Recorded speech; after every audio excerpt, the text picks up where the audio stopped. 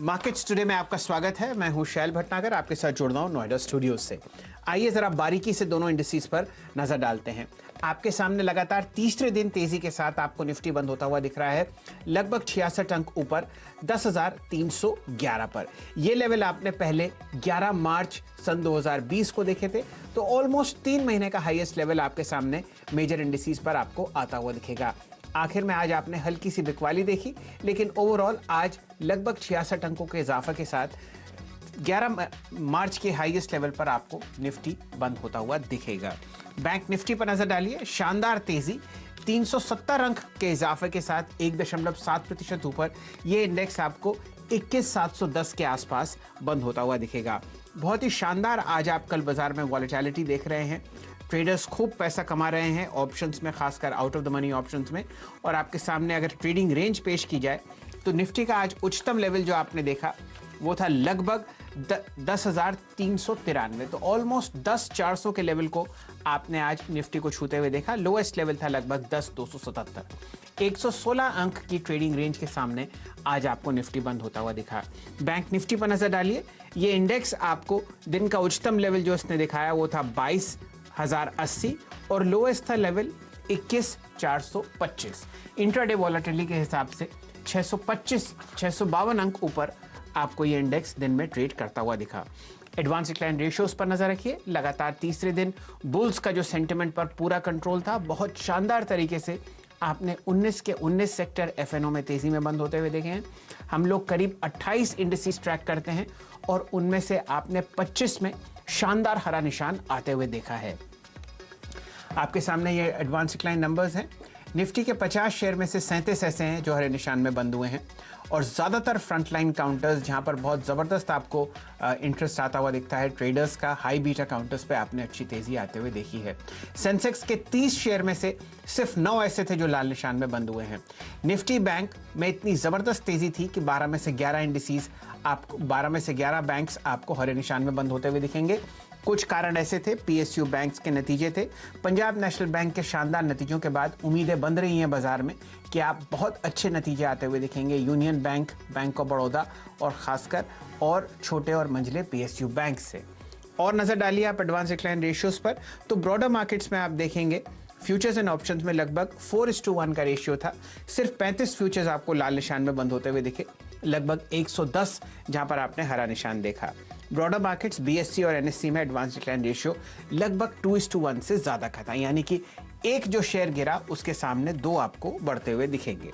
Positive contribution आपने आता हुआ दिखा है आज कोटक महिंद्रा बैंक में, लगातार तीसरे दिन तेजी। बजाज फाइनेंस में आपने 5% की तेजी देखी। एक्सिस बैंक और बजाज ट्विंस आपको बहुत ही शानदार तरीके से ट्रेड करते हुए दिखेंगे। चलिए अब आपको मिलवाते हैं अपने पैनल से।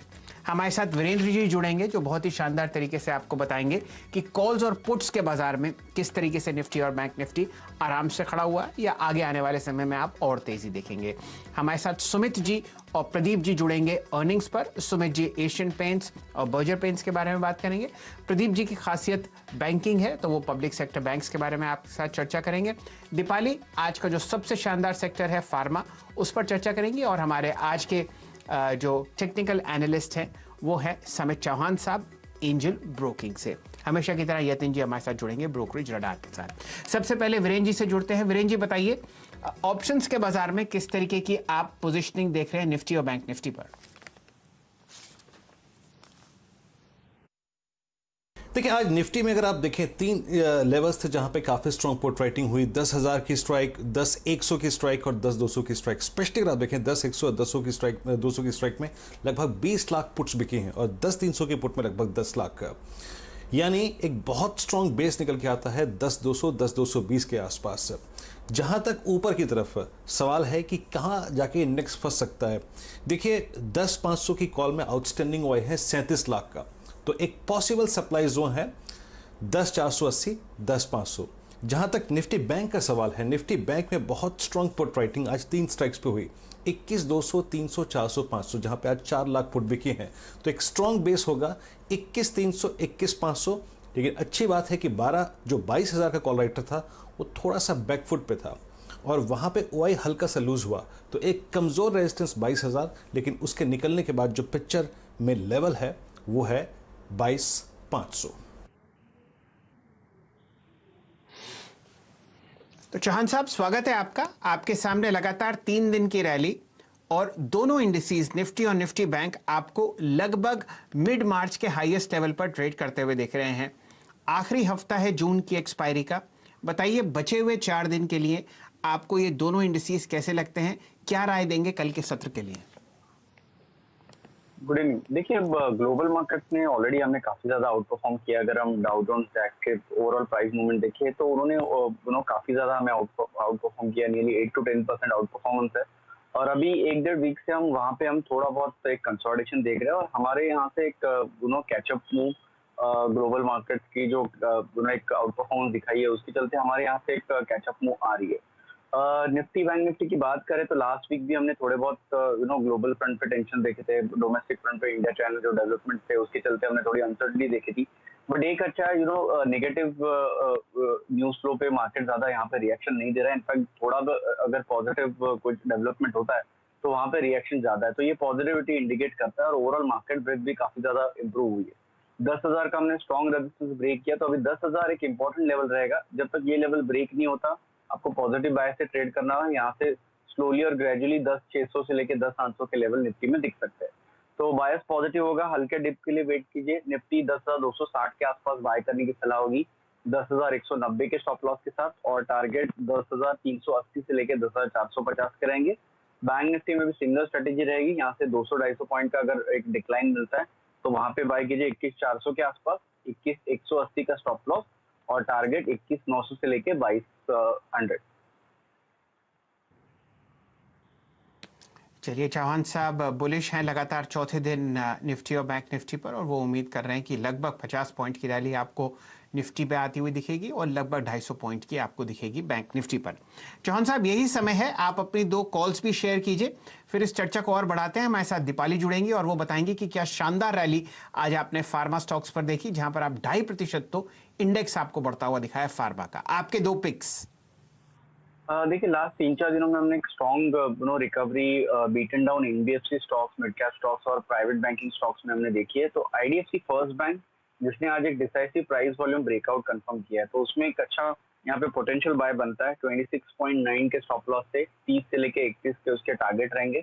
ब्रॉडर मार्केट काफी ज्यादा एक अच्छा ट्रैक्शन दिख रहा है। तो नेटको फार्मा फार्मास्यूटिकल स्पेस तो ऑलरेडी बात कर रहा है, और उसमें कैश मार्केट में नेटको फार्मा यहाँ से काफी एक स्ट्रॉन्गली पॉइज दिख रहा है। तो नेटको फार्मा बाय करने की सलाह होगी। टारगेट 692 और स्टॉप लॉस 625.80 का है। चलिए चौहान साहब, आपने बहुत शानदार लीड आउट मुझको दिया है। नेटको फार्मा पर एक लॉन्ग कॉल देखे, 690 आपका टारगेट है। डायरेक्टर साहब, जरा एक बार फार्मा इंडेक्स दिखाइए। आपने जो आज शानदार तेजी आते हुए देखी है, सितंबर 2018 के हाईएस्ट लेवल पर आपको निफ्टी फार्मा इंडेक्स बंद होता हुआ दिखेगा लगभग 10,226 के आसपास। यहां पर आपने लगभग 2,500 माफ कीजिए 2.5% की तेजी आते हुए देखी है और 216 पॉइंट ऊपर। इसके पीछे बहुत सही कारण थे। Advance decline ratio Nifty pharma index में लगभग 13:0 है। दीपाली जी हमारे साथ जुड़ गई हैं। एक से एक बेहतरीन स्टॉक्स दीपाली जी आज फार्मा स्पेस में डबल डिजिट गेन्स दिखाए, खासकर ग्लेनमार्क फार्मा। बताइए इसके पीछे क्या कारण है और क्या सोच रहे हैं ट्रेडर्स और इन्वेस्टर्स इस सेक्टर के बारे में? ये सेक्टर कांस्टेंट फोकस में रहे और आप वाईटीडी परफॉर्मेंस देखेंगे भी तो कम से कम 20% और ज्यादा से ज्यादा 70% के रिटर्न फार्मा स्टॉक्स की ओर से इस साल की शुरुआत से लेकर अब तक आते हुए दिखे हैं। सबसे पहले बताते हैं ट्रिगर क्या रहा है इस तेजी के पीछे। सबसे पहली बात तो ये कि ग्लेनमार्क सिप्ला का आपने जिक्र किया, जो दोनों कंपनियों को कोरोना ट्रीटमेंट की दवाओं के लिए अप्रूवल मिला है, उससे अक्रॉस द बोर्ड हमने सेंटिमेंट्स पॉजिटिव होते हुए देखे। दूसरा इंपॉर्टेंट ट्रिगर यह है कि वैल्यूएशंस इनकी बहुत बेहतर थी, डिफेंसिव बाइंग देखने को मिली है। नंबर्स अगर आप बाकी सेक्टर से कंपेयर करेंगे पिछली तिमाही के, तो वो काफी बेहतर है। तो एक्सपेक्टेशंस ये है कि ग्रोथ फर्दर रहेगी। म्यूचुअल फंड हाउसेस की ओर से स्ट्रॉन्ग बाइंग इस पूरे स्पेस में होती हुई दिखी है। अभी भी हमने देखा है कि फार्मास्यूटिकल्स हो, पीपीई किट्स हो, मेडिकल इक्विपमेंट हो, उनकी हैवी डिमांड बनी हुई है और मोस्ट इंपॉर्टेंट यूएसएफडीए की ओर से काफी अप्रूवल्स मिले हैं। क्विकली आपको बताते हैं आगे के लिए फ्यूचर ट्रिगर क्या है। एक्सपेक्टेशंस है कि क्वार्टर 4 अर्निंग स्ट्रॉन्ग रहेंगी, पहली चीज। दूसरा ये कि जैसे जैसे कोरोना अपस्विंग में है, फर्दर जो वॉल्यूम ग्रोथ है वो एक्सपैंड होगी, डिमांड कंटिन्यू बनी रहेगी इनके प्रोडक्ट्स की, मोस्ट एक्सपोर्ट अपॉर्चुनिटीज यहाँ से फर्दर ग्रो होंगी।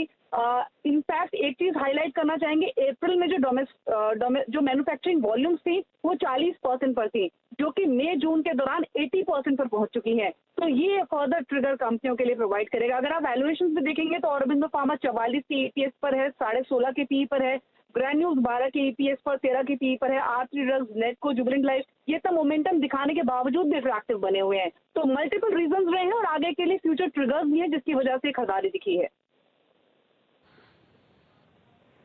चलिए दीपाली जी, बहुत बहुत शुक्रिया आपका, बहुत ही शानदार तरीके से आपने एक्सप्लेन किया अंडर वैल्यूएशन और अंडर ओनरशिप, और खासकर जो ग्लोबल टेलविंड है कोविड की दवाई के लिए जो हमारे ही देश में आपको मिलती हुई दिखेगी जेनरिक स्पेस में, शायद उस वजह से आपने फार्मा रैली आते हुए देखी। चौहान साहब, आपने शानदार एक राय दी नैटको फार्मा पर, आपका टारगेट है लगभग 692। एक या दो और आप स्टॉक्स मुझे फार्मा स्पेस में बताइए जो आपको पसंद आते हो लॉन्ग साइड पर, फिर मैं जरा चर्चा करूंगा ग्लेनमार्क फार्मा पर जहां पर आपने बहुत जबरदस्त तेजी देखी है। पहले आपकी बारी। देखिए, इसमें कैडिला हेल्थकेयर भी काफी स्ट्रांगली पॉइज्ड है, बट ये करंट लेवल पे नहीं, उसमें थोड़ा कंसोलिडेशन फेज, एक अच्छी रैली आने के बाद तो 350-345 के आसपास कैडिला एक अच्छा बाय बनता है risk reward wise. But broader market में अभी भी अच्छा ट्रैक्शन है, तो एफडीसी हमें काफी अच्छा लग रहा है। एक लॉन्ग कंसोलिडेशन के बाद ये स्टॉक ने आज एक स्ट्रॉन्ग सर्ज देखा था, वॉल्यूम एक्टिविटी देखे तो उसमें काफी एक स्ट्रॉन्ग स्पाइक देखा है, तो यहाँ से डिसाइसिव ब्रेकआउट एफडीसी में ऑलरेडी देखा है। तो जैसे नेटको फार्मा हमने यहाँ पे रेकमेंड किया, सिमिलर स्ट्रेटेजी एफडीसी के लिए भी रहेगी, और यहाँ से हमें लग रहा है कि ये स्टॉक 290 से लेकर 295 के लक्ष्य आने वाले 1 या 2 वीक्स में अचीव कर सकता है। तो कोई भी माइनर डिप एक बाइंग अपॉर्चुनिटी रहेगी, और 260 के आसपास इसका एक स्टॉप लॉस मेंटेन किया जा सकता है। चलिए, एफडीसी में आप जो लेवल देख रहे हैं वो आपने लास्ट फरवरी 2018 में देखा था, और अब यहां पर एक आपको शानदार तेजी बनती हुई दिख रही है, आज 10% का इजाफा। ये दो स्टॉक्स आप फार्मा स्पेस में भी और ध्यान रख सकते हैं। चौहान साहब, जरा ग्लेनमार्क फार्मा पर नजर डालिए। ये वैसे आज हमारे शो का बाजार का बादशाह था, यहाँ पर आपने ज़बरदस्त रैली देखी है। शायद ही कभी इस तरीके की वॉल्यूम, मेरे सामने 8 crore share 9 crore share trade होते हुए दिख रहे हैं ग्लेनमार्क फार्मा पे, लेकिन स्टॉक ने अपना जो दिन का उच्चतम लेवल छुआ था 573, उसके नीचे बंद हुआ है लगभग 525। चार्ट्स पर आपको ये ओवर एक्सटेंडेड दिखता है या आपको लगता है कि यहाँ पर आप कल दोबारा तेजी देखेंगे? देखिए, जैसे वॉल्यूम और प्राइस एक्टिविटी इसमें हुई है काफी अनयूजुअल, और ऐसी अगर वॉल्यूम एक्टिविटी के साथ स्टॉक ने एक स्पाइक दिया हुआ है तो इमीडिएटली यहाँ पे रुकना मुश्किल रहेगा। ये थोड़ा बहुत कंसोलिडेशन आएगा, माइनर डिप आएगी, बट स्टॉक में जो ये ऊपर का रन है वो कंटिन्यू रहेगा, और हमें लगता है कि 560 से लेके 580 के लक्ष्य इसमें आ सकते हैं। हालांकि low hanging fruit is already gone, तो यहाँ पे फ्रेश बाइंग करना थोड़ा डिफिकल्ट रहेगा। माइनर डिप आती है, आई डोंट थिंक सो वो डिप आएगी, बट अगर आती है 500-480 के आसपास तो वहाँ पे ये स्टॉक एक्यूमुलेट किया जा सकता है। चलिए, इसको बाय ऑन डिप्स की स्ट्रैटेजी पर रखिए। आज आपने क्लोजिंग लेवल पर 27% की तेजी देखी है, और दिन का उच्चतम लेवल था लगभग 572। तो आप सोचिए कि क्या रैली थी आज। 9 करोड़ शेयर आपको ट्रेड होते हुए दिखे, तो ये मानिए कि लगभग 4500 करोड़ का ट्रांजैक्शन आपने ग्लेनमार्क फार्मा पर होता हुआ दिखा है, सिर्फ और सिर्फ एनएससी पर। चलिए, अब आपको एक और इंडेक्स से मिलवाते हैं, इसका नाम है निफ्टी पीएसयू इंडेक्स। लगभग 3.9% की तेजी, 1473 के आसपास आपको निफ्टी पीएसयू इंडेक्स बंद होते हुए दिखा है। उसके पीछे 2 कारण हैं। 3 बैंकों के नतीजे हैं जो कि पंजाब नेशनल बैंक के बाद बहुत अच्छे आने की उम्मीद है। पंजाब नेशनल बैंक में बहुत ज़बरदस्त एनालिस्ट की एक्सपेक्टेशंस को शानदार तरीके से तोड़ा, और वहाँ पर आपने बहुत अच्छी तेज़ी देखी।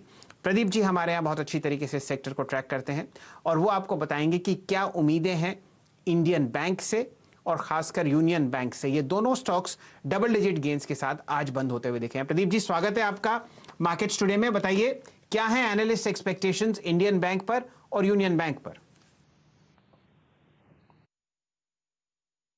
तो 2 सरकारी बैंकों के नतीजे पर हमारी नजर है, बैंक ऑफ बड़ौदा और यूनियन बैंक। अगर हम बात करें यूनियन बैंक की, तो यहां पर आपको इस नतीजे पे ये देखना होगा कि पिछले तिमाही के मुकाबले मुनाफे पे दबाव दिखेगा। लेकिन ग्रॉस एनपीए सुधरते हुए नजर आएंगे।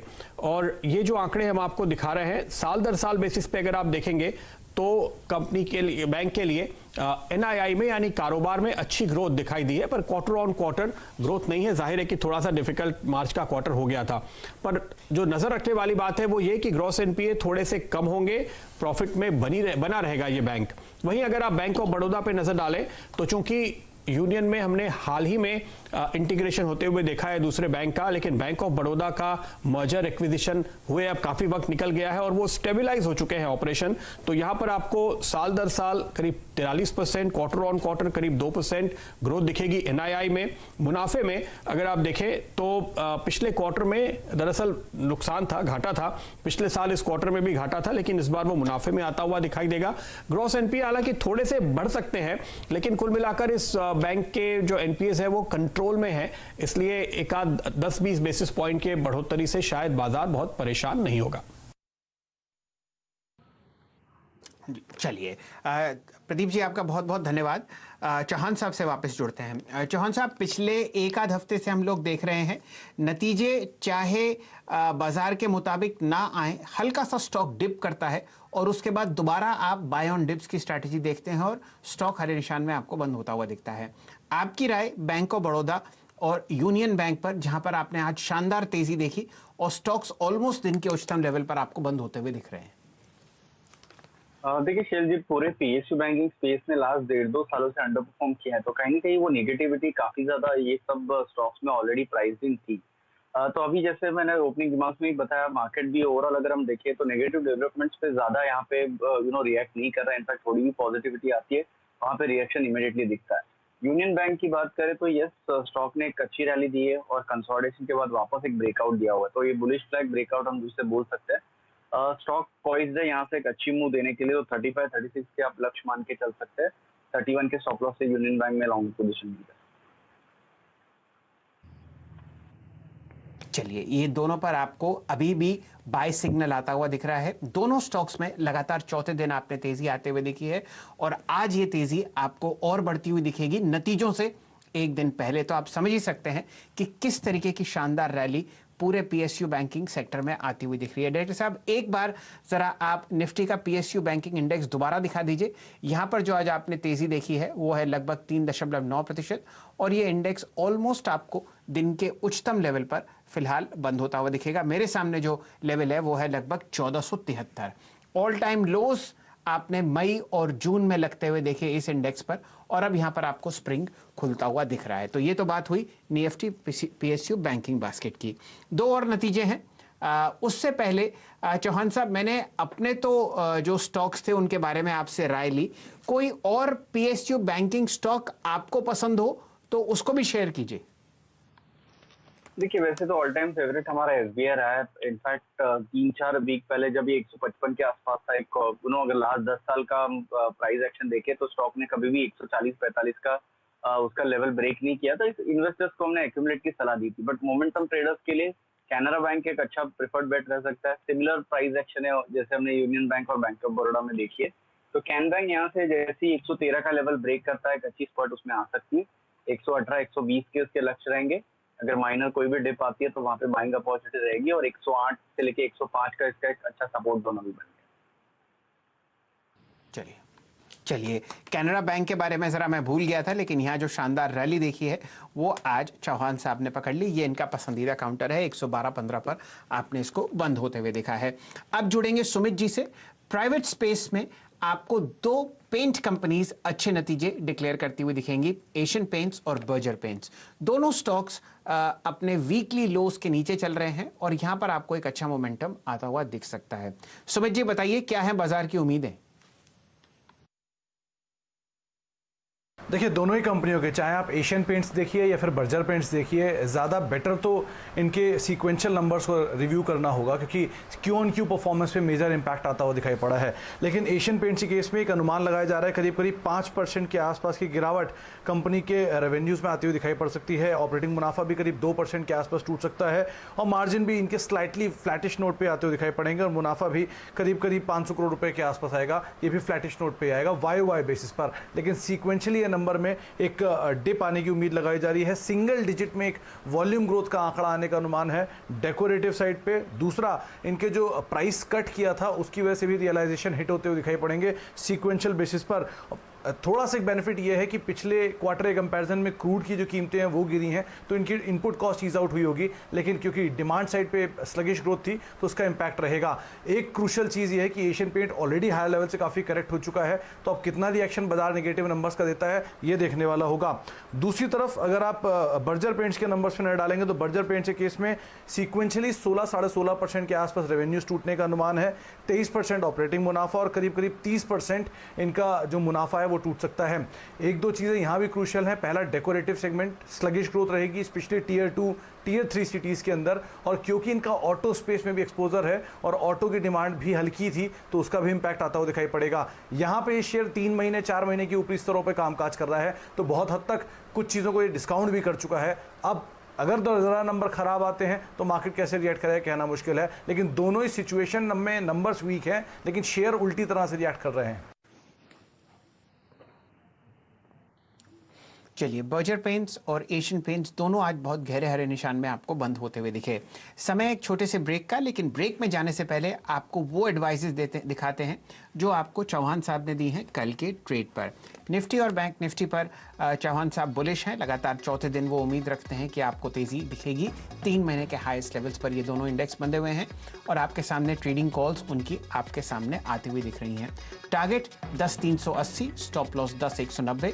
निफ्टी बैंक का आपके सामने पहला लक्ष्य है 21,900 और स्टॉप लॉस है 21,180। बाकी जो इनकी दो पसंदीदा पिक्स अपनी तरफ से हैं उनमें से एक है नैटको फार्मा जिसका लक्ष्य 692 रुपये बता रहे हैं। IDFC फर्स्ट बैंक 30 रुपये टारगेट है पहला, और फार्मा स्टॉक्स पर इनका पसंदीदा पिक नैटको फार्मा के अलावा है FTC जो कि लक्ष्य है 295। साथ ही साथ आपकी राय है कैडिला हेल्थ केयर पर, जहां पर वो चाहते हैं कि डिप्स पर खरीदारी की जाए। और जो इंडिविजुअल स्टॉक्स पर चौहान साहब ने राय दी है वो तीनों बायज हैं पब्लिक सेक्टर बैंक्स पर। टारगेट्स और स्टॉप लॉसेस आपके सामने स्क्रीन पर आ रहे हैं। समय एक छोटे से ब्रेक का, ब्रेक के बाद हाजिर होते हैं। हमारे साथ जुड़ेंगे यतिन जी जो आपको बताएंगे एक से एक बेहतरीन पिक्स जहां पर ब्रोकर्स और अपने HNI क्लाइंट्स को बता रहे हैं कि कहां पर आप पोजीशन ले सकते हैं ट्यूसडे के ट्रेड के लिए। जुड़े रहिए हमारे साथ।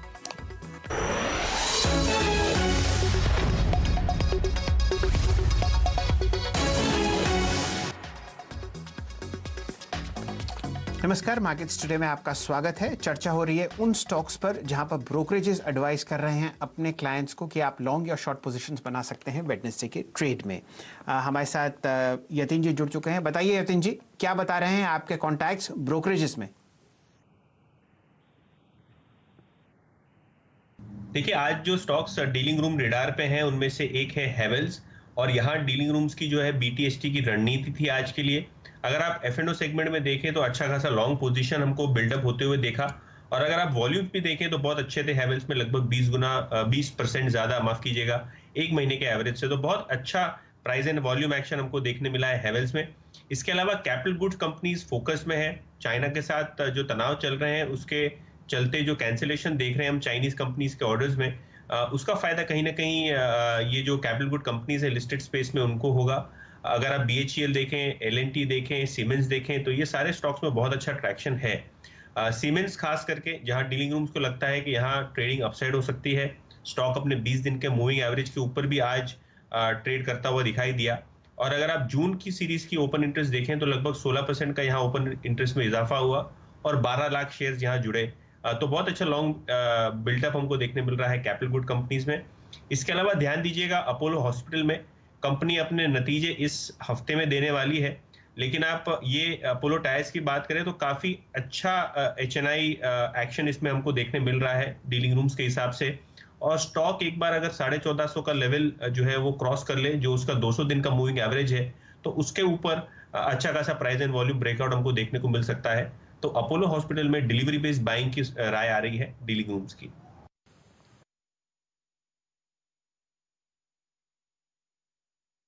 राय दीजिए अपोलो हॉस्पिटल्स 1404, और फिर चर्चा करेंगे जीमेंस पर जहां पर आप लगातार तीसरे दिन तेजी आज देख रहे हैं स्टॉक पर।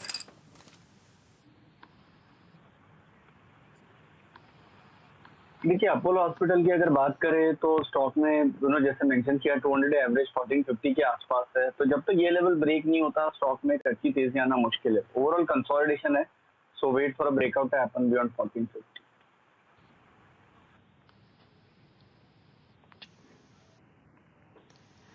हैवेल्स के माफ कीजिए जीमेंस के बारे में अगर आप राय दे पाएं, ये लगातार तीसरे दिन तेजी में बंद हुआ है और यहां पर अगर आप ओपन इंटरेस्ट पोजीशंस देखें तो वो भी शानदार तरीके से बढ़ती हुई दिखेंगी। क्या राय जीमेंस पर?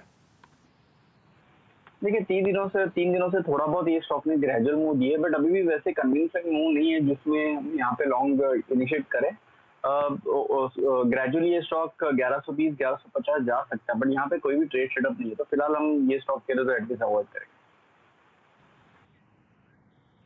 चलिए, इस पर राय है चौहान साहब की कि साइड में बच के चलें। चलिए, फिलहाल समय हो गया है मार्केट्स टुडे को यहीं समेटने का। बहुत ही ज़बरदस्त बाजार में वॉलेटिलिटी है और ट्रेडिंग रेंज आपको बढ़ती हुई दिख रही हैं।